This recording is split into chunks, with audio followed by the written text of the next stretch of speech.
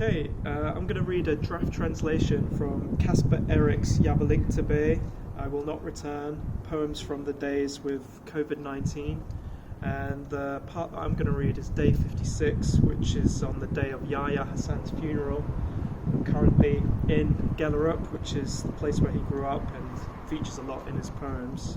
But this is from Caspar Eric, and this is day 56. I have to remind myself that the crisis is here. I cannot just hop on the train to Aarhus. They streamed Yahya's funeral on Dage. My thoughts are with his family. My thoughts are with his loved ones.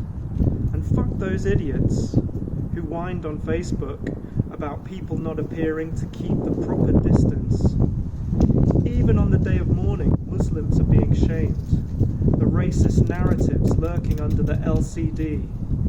Fuck those people. Fuck their logics.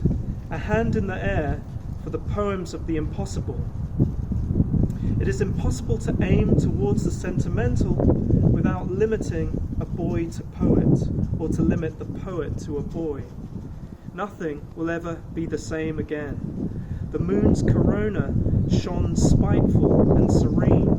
I hammered on the table. Dull tears.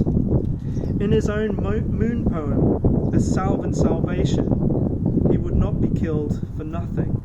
No one should be killed for nothing. No one should die for the peace of the majority. I can say nothing that he himself couldn't say better, say angrier. Underneath his fury, a furious love. I have already argued with Ada about what we can say, how it should be said.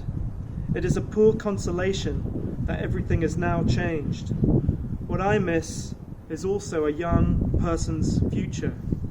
The violence in the poems. But the violence in the poems is not only of the poems, they are also the boys, and also his hands. Everyone wants a realer reality, windows in the forehead, concrete in the mouth. Then they complain of the pain. Then they want it raw, in with the shit, in the broken literature. As long as the break remains in the lines so that we can stand on the sides and clap very softly.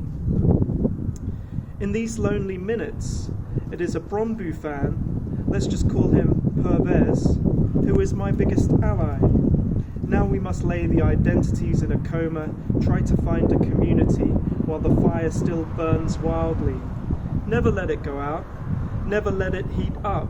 Never let it heat up a political project if the project isn't also of doubt, also of poetry, like smoke forcing itself down in the lungs, forcing them to hack out new melodies in the petrified voices.